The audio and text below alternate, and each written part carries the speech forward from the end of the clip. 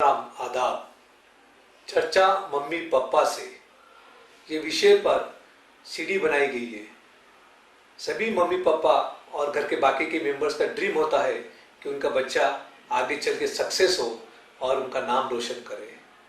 लेकिन हम आजकल देखते हैं कि बहुत सारे प्रॉब्लम्स क्रिएट हो रहे हैं। जैसे बच्चा पढ़ाई नहीं करता, बच्चा टीवी पे बहुत ज़्यादा है, सोशल मीडिया का यूज़ ज़्यादा करता है, जिद्दी ज़्यादा है, सुनता नहीं है।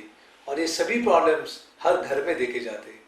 घर के सभी मेंबर्स इस प्रश्न से परेशान हैं और उन्हें ये नहीं मालूम ये क्यों हो रहा है और इसका सोल्यूशन क्या है।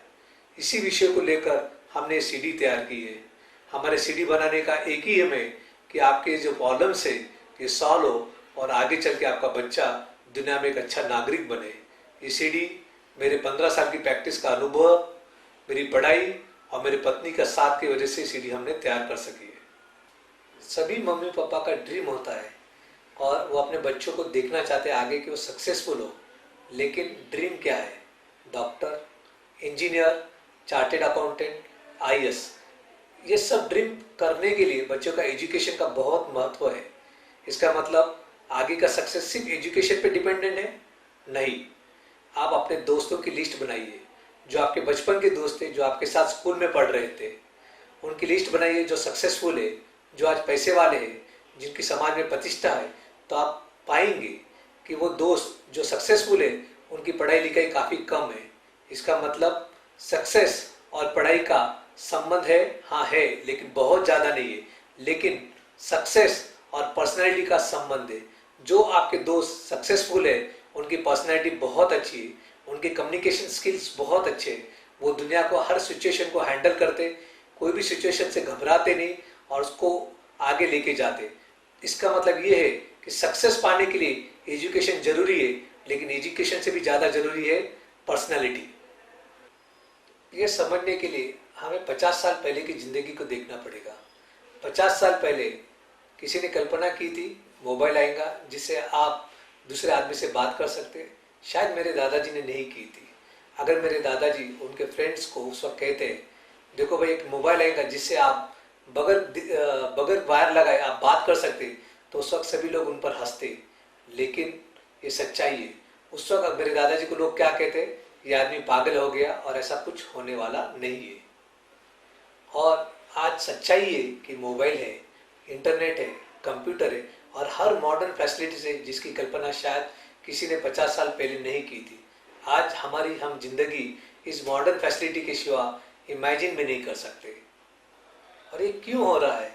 क्योंकि इंसान का आईक्यू बढ़ रहा है। आईक्यू क्यों बढ़ रहा है? क्योंकि हम एजुकेशन को बहुत महत्व दे रहे हैं।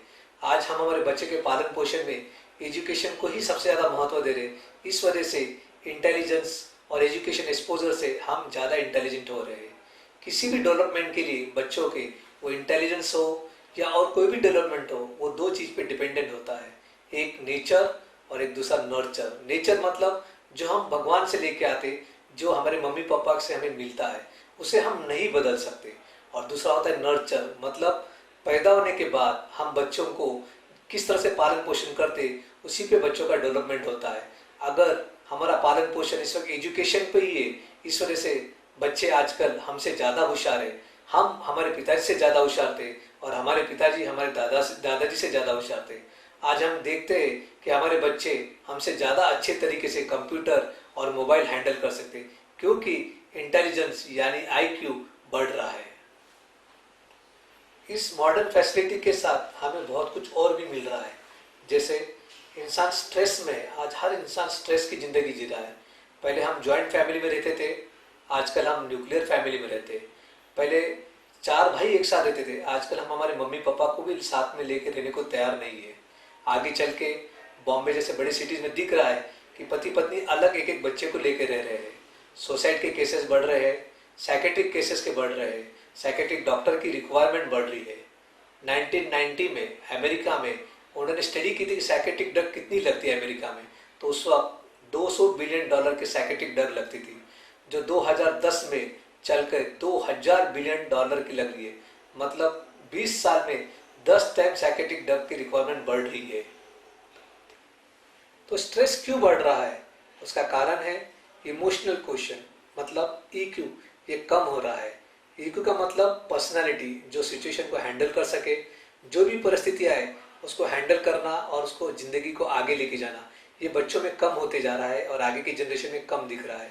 क्यों कम हो रहा है? क्योंकि हम पूरी प्रायोरिटी सिर्फ एजुकेशन को दे रहे हैं और इस वजह से पर्सनैलिटी डेवलपमेंट पर हमारा ध्यान नहीं है और इस वजह से पर्सनैलिटी डेवलपमेंट कम हो रहा है। हम ये कह सकते कि हमारे दादाजी हमारे पापा से ज़्यादा स्ट्रांग थे मेंटली, हमारे पापा हमसे मेंटली ज़्यादा स्ट्रांग थे और हम हमारे बच्चों से मेंटली ज़्यादा स्ट्रांग है। जैसे आप इस स्लाइड में देख सकते हैं आइसबर्ग का थोड़ा सा हिस्सा ऊपर दिखता है और बहुत बड़ा हिस्सा नीचे रहता है। हम पेरेंट्स आजकल आइसबर्ग का ऊपर का ही चित्र देख रहे हैं, जहाँ पे एजुकेशन और सिर्फ एजुकेशन को महत्व दिया जा रहा है। जर्मनी में एक स्टडी की गई थी 1965 में और 2005 में। उन्होंने ऐसा पाया कि 1965 का जो एवरेज आईक्यू जर्मन था और जो 2005 का आईक्यू था वो 40 से बड़ा है। इसका मतलब जर्मनी के लोग 65 से 2005 में ज़्यादा होशियार थे। लेकिन उन्होंने ईक्यू भी मेजर किया था, इमोशनल क्वोशंट, और उन्होंने ऐसा पाया कि ईक्यू 50 से कम हुआ है। मतलब 1965 का आदमी मेंटली और पर्सनैलिटी वाइज स्ट्रॉन्ग था कंपेयर टू 2005। गोल्डमैन स्टडी की गई, वहाँ पे उन्होंने पाया कि रिसर्च में ये पाया कि सक्सेस होने के लिए आपको एजुकेशन में सिर्फ 20% चाहिए और पर्सनैलिटी डेवलपमेंट में 80% चाहिए। अगर आपको सक्सेस पाना है तो आपको पर्सनैलिटी डेवलपमेंट पे ज़्यादा ध्यान देना पड़ेगा, क्योंकि पर्सनैलिटी डेवलपमेंट एजुकेशन से ज़्यादा महत्व रखता है। इसका मतलब ये नहीं कि आप एजुकेशन की तरफ ध्यान मत दीजिए, इसका मतलब ये है कि आप एजुकेशन के साथ साथ पर्सनैलिटी की डेवलपमेंट पे ध्यान दीजिए। आजकल के पेरेंट्स सिर्फ एजुकेशन पे ध्यान दे रहे हैं, तो मैं यहाँ सभी से विनती करूँगा कि एजुकेशन के साथ साथ आप पर्सनैलिटी डेवलपमेंट पर भी ध्यान दीजिए।